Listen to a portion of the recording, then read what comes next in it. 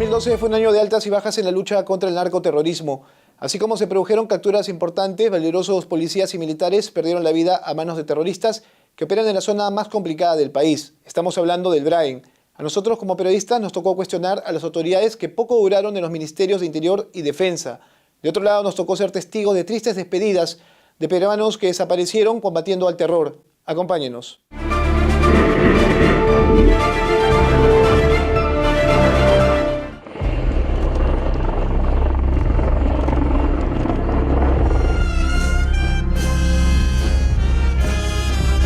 Todos los intereses, las propiedades de la empresa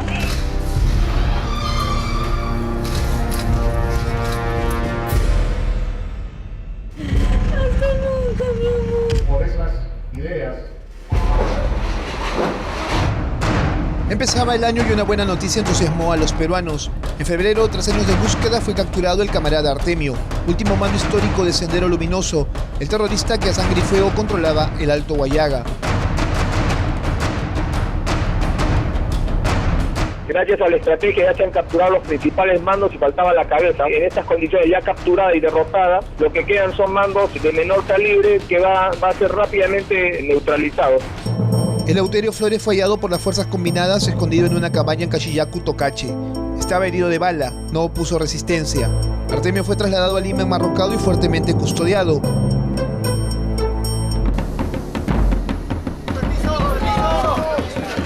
Llegó a la base aérea de la policía e intentó levantar una mano a modo de gesto de triunfo, pero fue impedido por sus custodios. Su captura generó una ola de apoyo al gobierno y el anuncio de sanciones para quien no mostraba arrepentimiento. El delito es terrorismo, tráfico ilícito de drogas.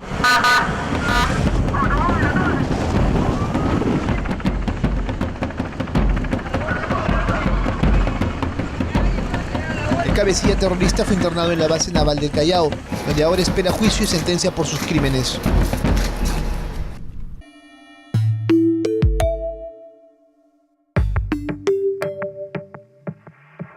Cuando el país aún saboreaba la caída de Artemio, en abril una columna de al menos 100 narcoterroristas ingresó al proyecto Camisea en Capachato, la convención Cusco, y secuestró a 36 trabajadores. No hay ningún secuestrado liberado, no sabemos dónde se encuentra. lo que están perdidos. El camarada Gabriel había asumido el mando de las huestes subversivas y dio la orden a punta de fusil de internar a los secuestrados en la selva cusqueña. Gabriel pertenece al clan de los hermanos Quispe Palomino. Él es Marco Antonio. El gobierno recibió fuertes críticas por el silencio inicial y por la demora en enviar a más de 1.500 efectivos policiales en búsqueda de los secuestrados. Vemos que hay una falta de estrategia clara para combatir. La actuación de este personaje denominado Gabriel y de esta columna revela que lo que han buscado es un mecanismo de notoriedad política. Pese a las críticas, se desarrolló la Operación Libertad y con ella las primeras bajas. El suboficial de tercera, Lander Tamani, cayó en acción contra los narcoterroristas. La capitana Nancy Flores fue abatida cuando patrullaba a bordo de un helicóptero del ejército. Muertes sobre las que se presentaron una serie de cuestionamientos. Improvisación, de mandar gente joven allá, sin tal vez un debido plan. Días después de estas muertes se supo de la desaparición de los suboficiales César Vilca y Luis Astuquilca. En paralelo, el presidente de la República viajaba al BRAE para supervisar las acciones de búsqueda de los 36 trabajadores de Camisea. Trabajadores que tras 5 días de cautiverio fueron liberados por sus captores, quienes hasta el final buscaron negociar. El gobierno dejó en claro que no se negocia con terroristas.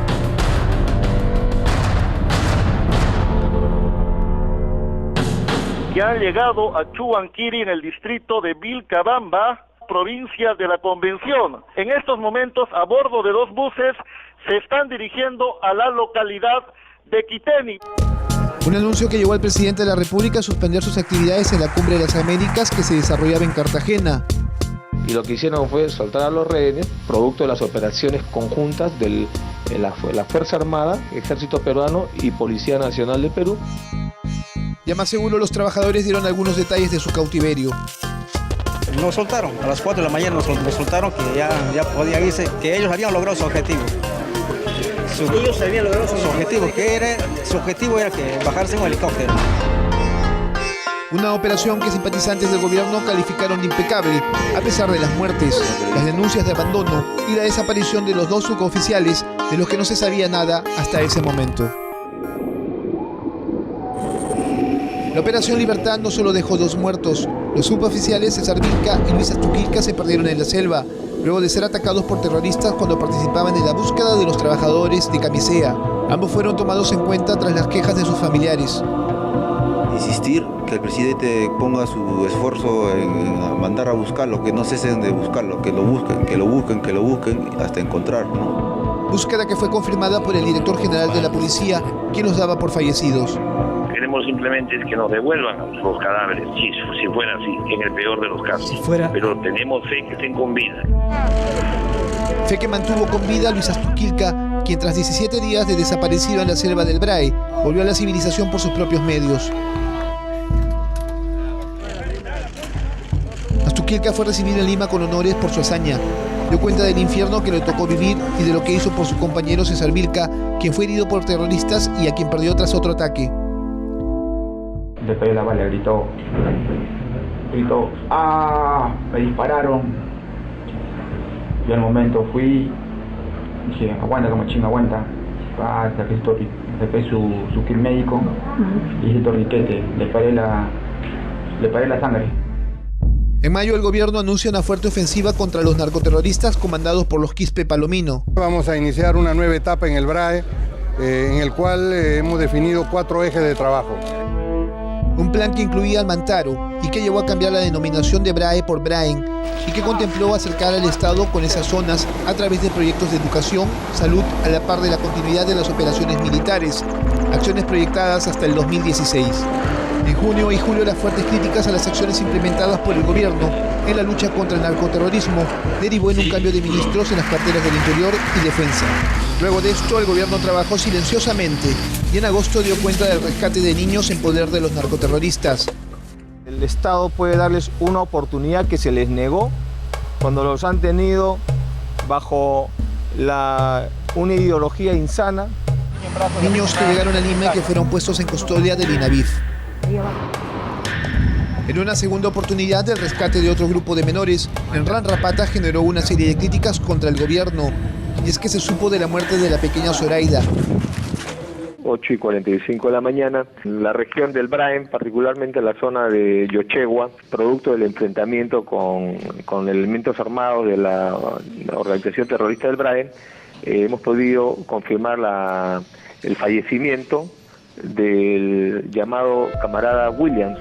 Tema que generó dudas a causa de la identidad del francotirador de Sendero Luminoso, lo que fue descartado más adelante. Para el Comando Conjunto no hay ninguna duda por el trabajo de inteligencia realizado de que se trata del delincuente terrorista William el fallecido. Desde entonces, los narcoterroristas del Brae intensificaron su hostigamiento con la quema de helicópteros en Quiteni, lo que generó una respuesta del gobierno que anunció la creación de 10 bases militares orientadas a terminar con los terroristas.